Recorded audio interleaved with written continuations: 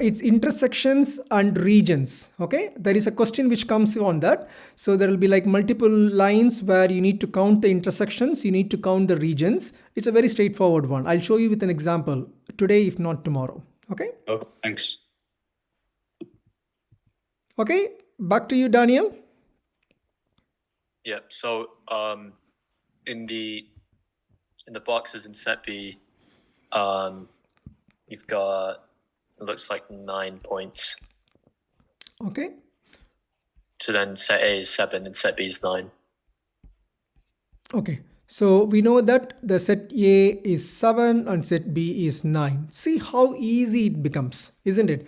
So if you don't know that the shape sum, you need to remember the keywords shape sum. If the shape sum is not in your mind, of course, for this question, you should be first counting the number of sides. Nothing wrong in it. Okay. So take the simplest one. Say, for example, 3 plus 1 plus 1 is 5. See if it makes a pattern, and within 15-20 seconds you can know that it's not going to make a pattern. So the shape sum should be waiting in your mind to jump and come and help you.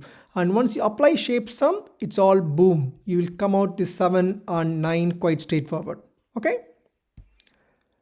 Ria, I think you missed a little bit. I'll send you a recording, it will be fine for you, don't worry. Okay, Ria. Okay, she's muted. Okay, that's good. You won't miss anything. Just follow the recordings which I'm going to send later. Okay, well done. Now, if there is a third shape and says that whether the shape follows A or B, you can easily come out with an answer. It's quite straightforward.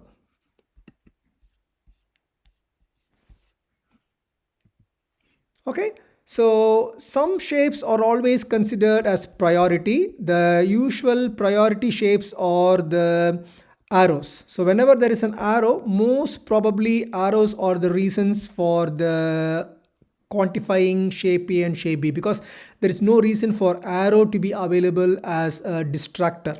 Okay. And if there are intersections, which will be coming with an example, intersections takes more important priority, and they are very unlikely to be distractors. Okay.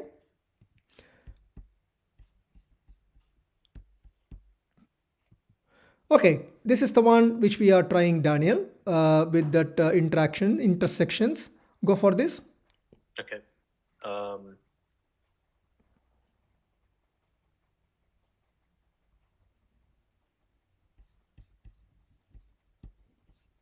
It looks like in set A, the number of the number of like regions enclosed is odd, and then in set B it's even. Good, you got it very quickly, but it won't be as successful every time. Okay, so for this you need to write out the table. Okay, just like how in the decision making we are producing Venn diagrams to find quickly an answer, you need to arrange a table, because sometimes there will be a shape and they will be asking whether that shape belongs to set A or set B. Unless if you know the pattern, you won't be getting that another 5 questions. So the best way is use your notepad and pen which is given in the exam, and do it like number of lines, number of intersections, and number of regions. Okay, this is what in that mnemonic also. Okay, now you know what's happening.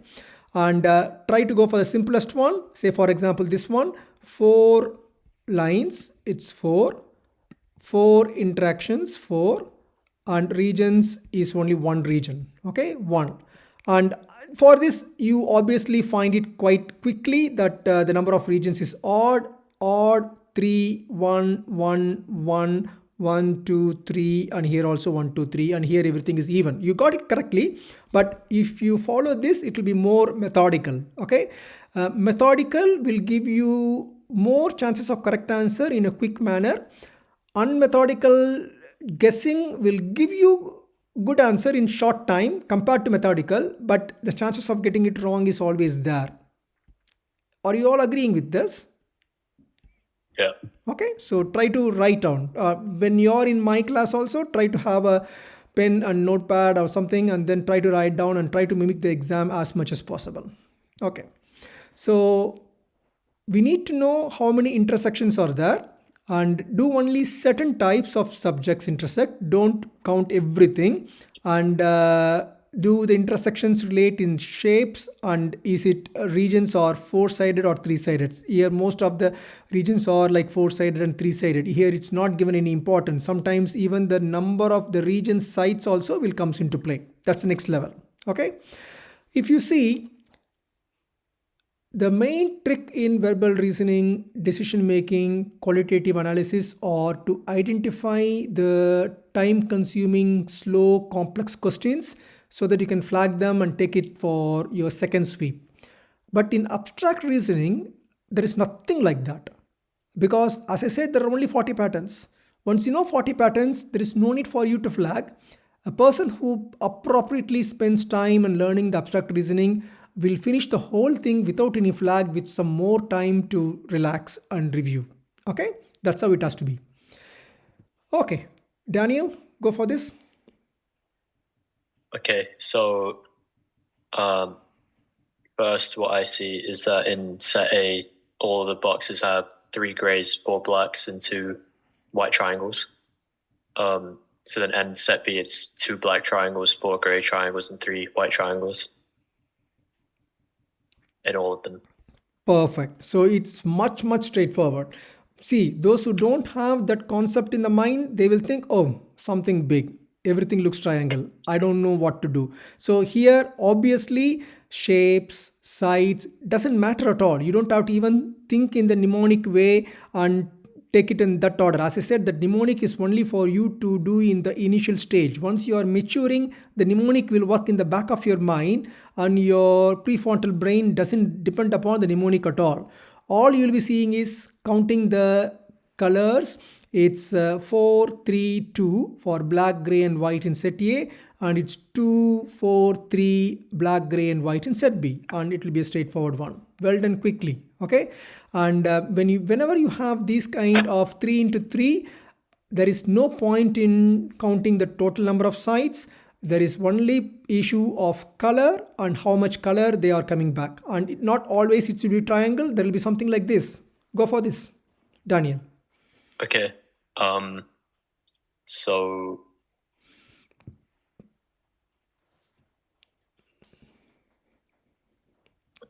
I'm just looking at all the boxes.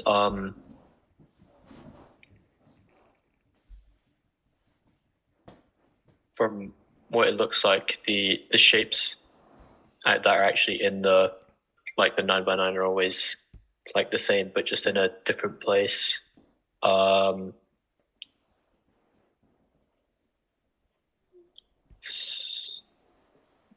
There's always at least one that's gray or black in set A, but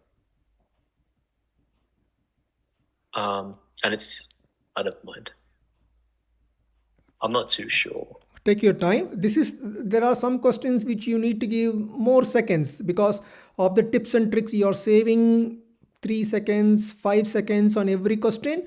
Whatever savings you have, you need to spend in this. Or this may be a question where you need to flag, guess and flag, of course, and then come for the second sweep.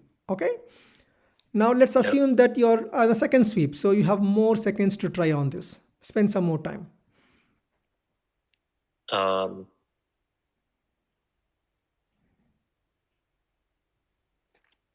Okay, I will take you through. So you can see that it's entirely different pattern, quite random, and also they are quite closely packed. Sometimes you may even find it difficult to differentiate that 9 major squares because of its so proximity, but that's a real exam time situation. And select something randomly, like for example this like a moon shape, and then see if the moon shape is in relation with any of the surrounding objects. So just form a mental picture. Moon shape, is there any pattern with the neighboring objects? Nothing. So that's not so. And if you look at it for few seconds, you can find that only one pattern has got some relation to it.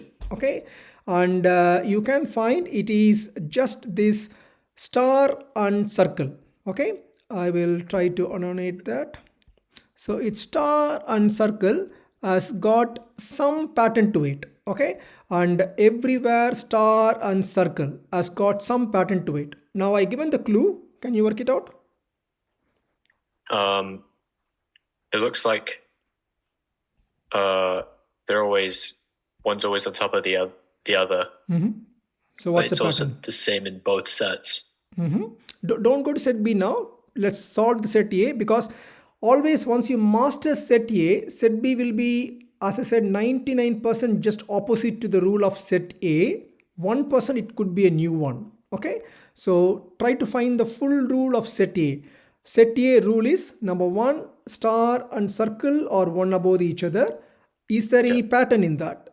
If the star is black, then it's below the circle. Good. So the opposite is true. If the star is white, it's above the circle. Okay. Yep. Now if you go to B, see if it's just exactly opposite or is it something extra.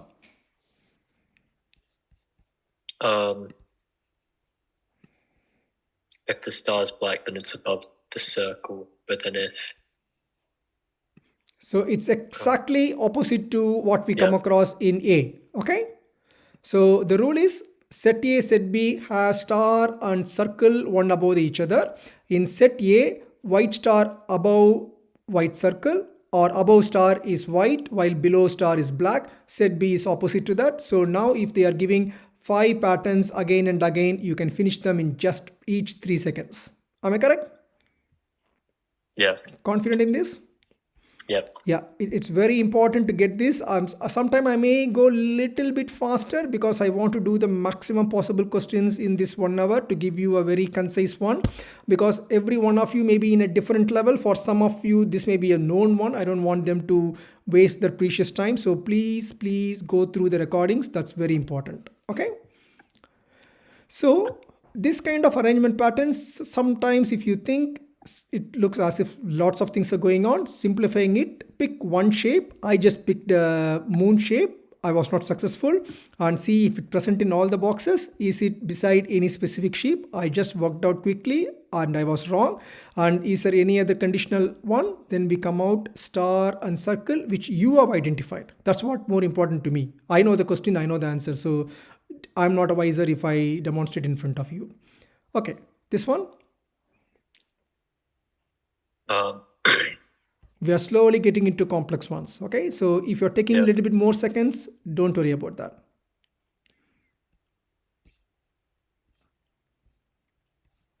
So in the top 2 boxes in set A, there's 16 total squares. So I'm just going to check with another one. So how will you Yeah, check? there's You need to select the simplest box and then count it. Okay. Yep. Okay. What other things you need to have in your background for these kind of questions? Number one, number of boxes. Number two,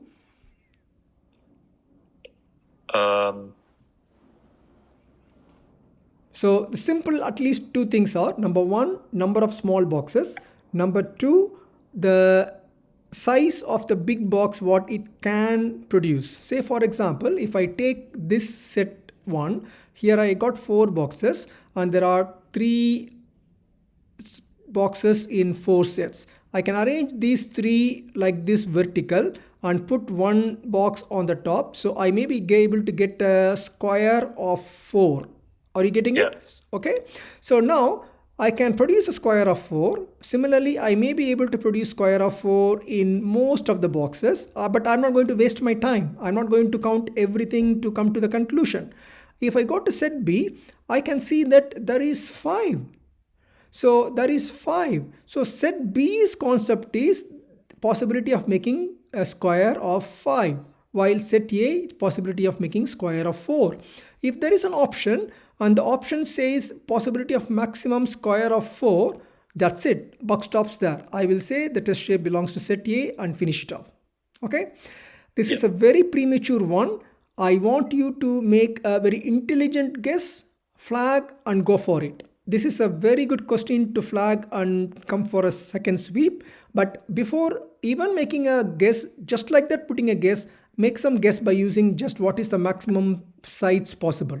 Okay, I'm just taking it as an example. Okay, otherwise counting and creating this Lego into a shape will consume a lot of time. Go for this, Daniel. Okay.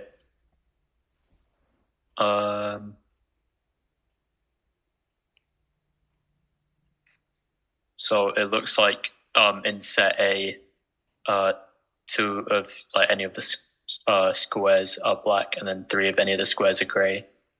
And then in set B, three of the squares are black and three of them are gray.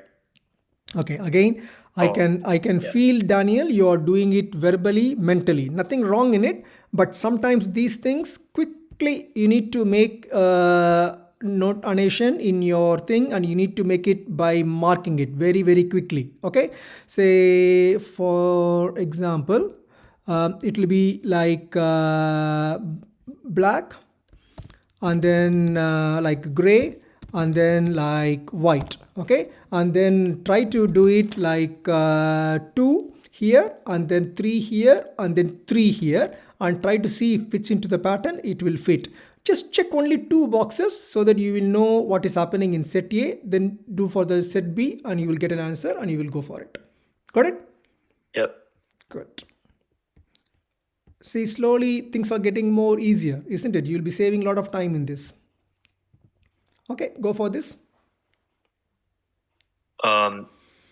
So the first thing I see is that in set A, there's 3 black shapes always, and then at least one which is like it's got the lines in it. And then in set B, there's 4 black ones, and then at least one with the lines in it. Yeah, so if you see that, that is more common, and the white shape seems to be a distractor. There is no white shape here, there is one white shape here, there is like 5 white shapes here, so white shape is a distractor. So the answer commonly is 3 black shapes in everything with at least one crossed shape, but here there is a 2 crossed shapes. Is again a distractor, but you need to go with the predominance things. Here we got 4 black shapes and 1 hatched shape. Okay, that's it. And from this, the answers will be straightforward. Got it? Yeah. Good. So it looks quite ambiguous, and sometimes if it is ambiguous, you may tend to do neither. It depends upon what is the test shape is given to you. Okay, go for this. And there is a test shape also if you want to try. Okay.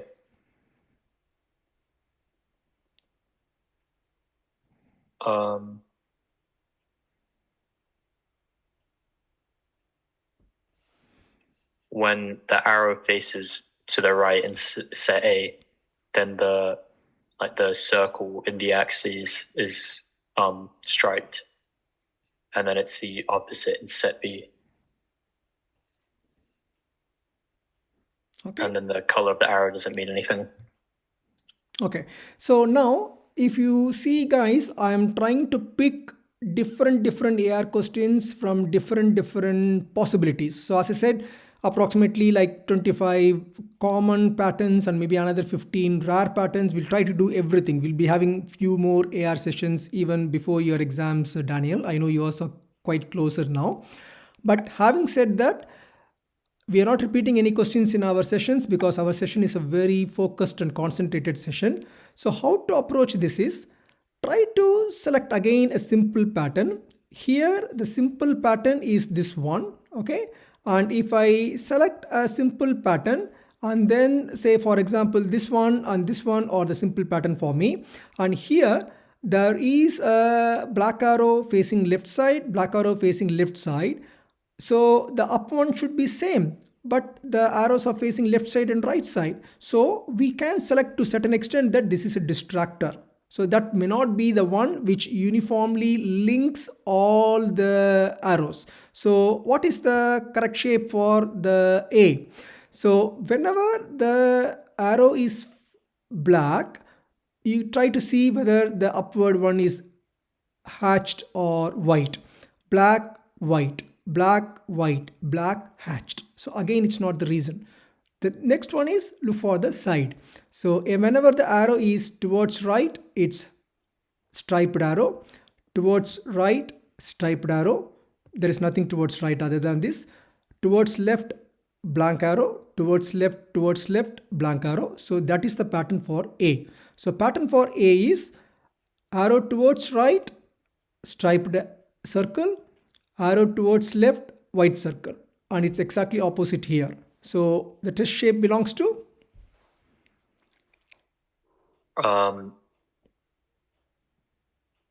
Set A. set A because it's towards right and it's striped circle. Perfect. Yep. Is everybody getting it? Anybody struggling, please unmute and answer. I know sometimes those who are not taking part, you will not be following as good as the person who is in the spotlight. But I wish to keep people in spotlight so that they get the real exam experience. And the reason for selecting Daniel is he is the guy going for the exam quickly in this set. But everybody will be getting similar chances. Go for this, Daniel.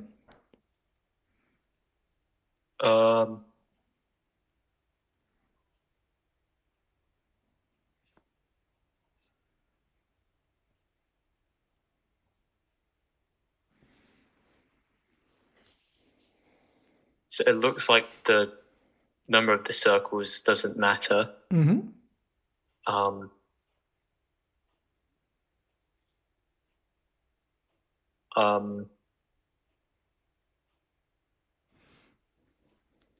So it's something to do with the other shapes, but I'm not sure. Okay, so as I said, we are slowly trying to take you into the complex shapes. So the color doesn't matter because everything is white. The circle or square doesn't matter because there is no pattern between A and B. Here it's even, here it's even, and here it's odd, so it doesn't matter at all. And the next thing is the number of side. So again, it's 4 sides, 4 circle, but here sides are too much, but only 2 circles. Sides are too much, sides are only 3 circles. So sides doesn't matter. Once you go in the methodical pattern, shape, color, number of sides, the next one in the queue is right angle. Okay, so number of right angle in that predominant shape or any shape, and then is there any relation with the circle? Go for it, Daniel. Yeah, so I figured it out while you were talking. It's good. The number of right angles is the number of circles. Good. So it's 4 here, and here you can see 1, 2, 3 right angles, 3 here, and this is a right angle. Okay, a lot of people will struggle in this, but if you see just this edge, it's definitely right angle. You can appreciate it, and this is also right angle. So it's 2 right angles, so 4 right angles and 4 circles, and here there is a double the amount, 1 right angle, 2 circles. Here there is 2 right angles, 3 circles, and here there is 2 right angles, 1 right angle. So it's always not matching that much like this one. So that's the easiest way, and so this belongs to B. Okay, so number of right angles are not equivalent to number of circles. Got it? Yep.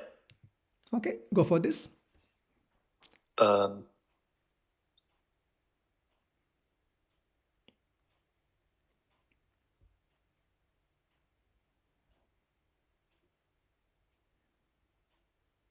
Again, think simple and slowly make it complex. Don't make your life complex straight away.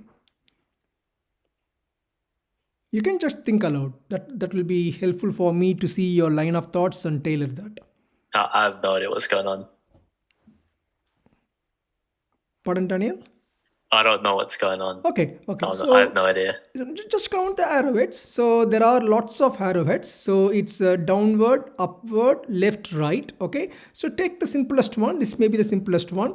Here downward is 1 arrow, upward is 2 arrow, and left and right are 1 and 1. Okay. Then go here. Downward is 1 arrow, upward is 1 and 2, and then right is 2, left is 1. You need to quickly form the table again. These are all the places where you will be using your pen and pencil to draw that. So it will be like down arrow, and then up arrow, and then the right facing arrow, and then the left facing arrow. You need to do it quickly in the table, and the table will give you the answer. Okay, so here the down arrow is 1. Here also the down arrow is 1. And here also, if you search, the down arrow is 1, 2, 3, 4. So if you start putting that, you will see that only one pattern of arrow is the answer. The others were not the answer. That will give you the thing. Now I given the clue. Take few more seconds. Um,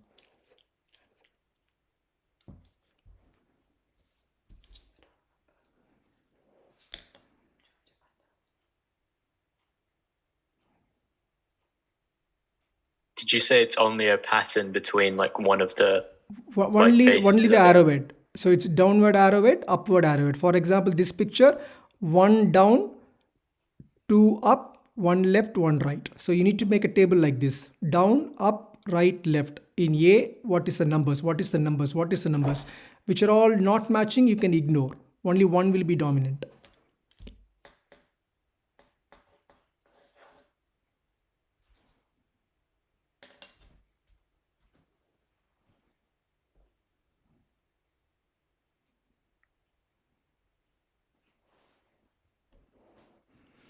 Okay, I'll give you the answer. Once you start plotting it, you can see that the up arrow in set A is always 2.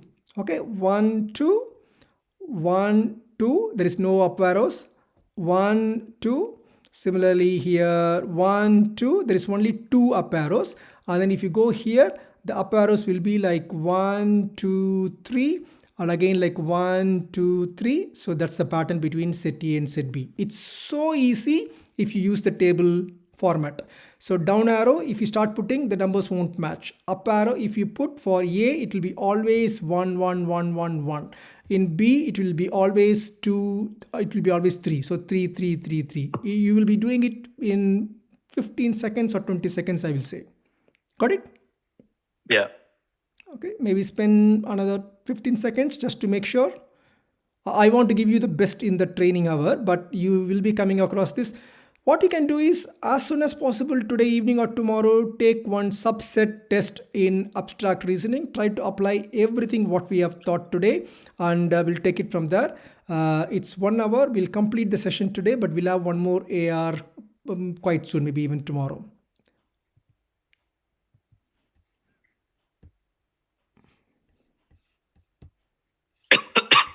Anybody wants to try this? Any questions on this?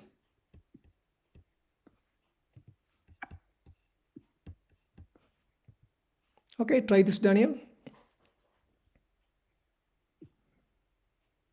Um,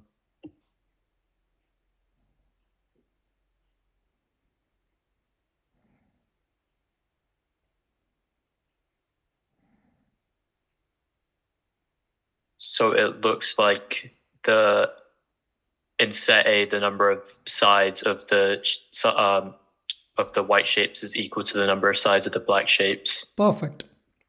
For set B? And then in set B, the number of sides of the white shapes is double the Double. ones Yeah. the black shapes. Perfect. So all you have to do is, maybe in set A you can do 2 boxes or even 3 boxes because they are looking a bit simple. But when you are coming to the set B, even 1 box will tell you the answer. And then straight away go for the test shape and try to see that whether it fits into A or B. See if the test shape is not fitting, just be careful before going for neither, because the neither is the one where we can possibly make some mistakes. But if the test shape belongs to set A or set B, chances of you getting a wrong answer is extremely rare, and you can go for it. Even though the shapes looks bit odd, funny, etc., we know that its side is 2, side is 2, the side is 2, so you can easily count it. Got it? Yeah. And similarly for these things, just by seeing the block arrow, you should be able to say 7. Okay, you should not count. That's where the practice comes into play. You should be able to remember the number of sides of common shapes like this block, cross, block, arrows, etc. Okay, Yeah. good. We are completing the section of AR now. I'm going to complete it with an entirely different brain tweezer. Let's finish this decision making question and then call it a day. Daniel, what's an answer? Um,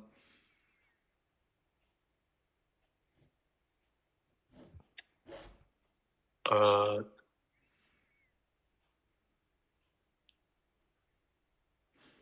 think aloud so that I will help you in exact thinking process. So I'm just reading it. So I pay £1 to throw 2 dice. I win £2 if exactly one dice shows a 5. And I win £10 if exactly 2 dice show 5s. So that's cool. Okay, if I play 36 games, should I expect to be in profit?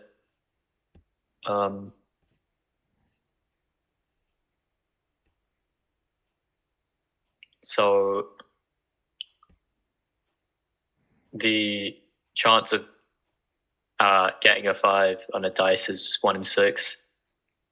So the chance of getting 2 is 1 in 36. So you have, if you throw 2 die, you have a 1 in 12 chance to win money. Good. You are going in the correct direction, because sometimes you don't have to be absolutely correct. Even if you are partially correct, you may get an answer because it's a multiple choice. Yeah. So then I'm just going to read all the options. Yes, because I can expect to win as much as I paid to play.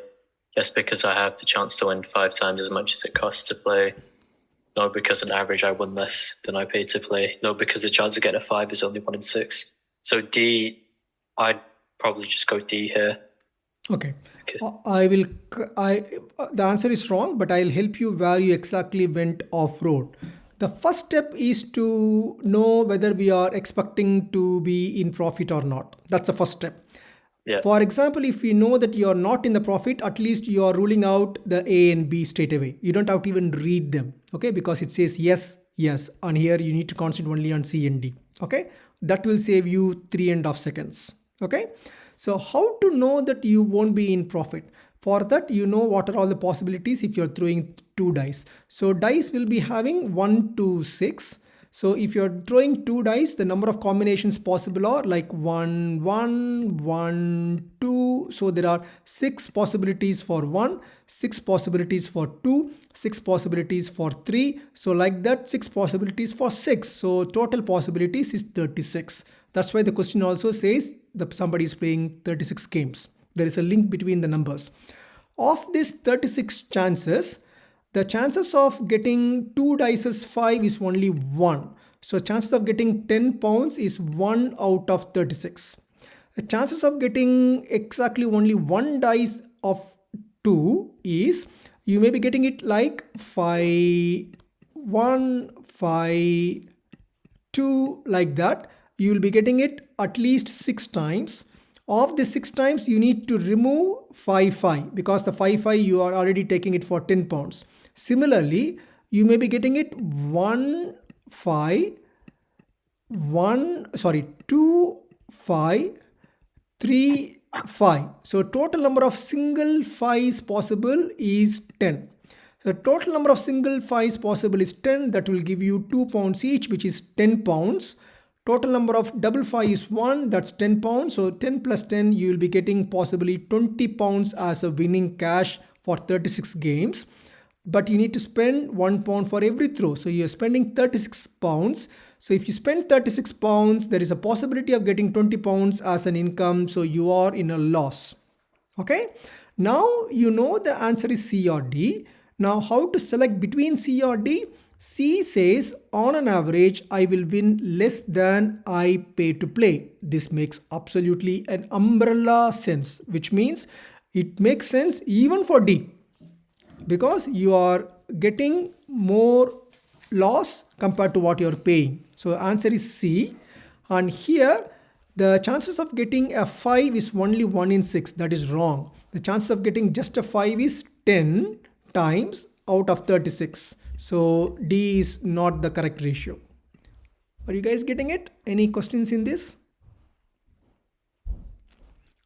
I just want to finish it in a different question, because sometimes abstract reasoning is too much to do continuously. Any doubts in this? No. Yeah. And even if you're struggling, if you are not able to come to between C and D, if you are ending up at least within C and D, just like situational judgment, you'll be getting at least 1 point correct. Okay, the chances of correct is so high. So if you are running short of time, if you can't decide between C and D, at least you should land up in the safe area of C and D. That will at least give you a better mark. Got it? Yeah. Good. I will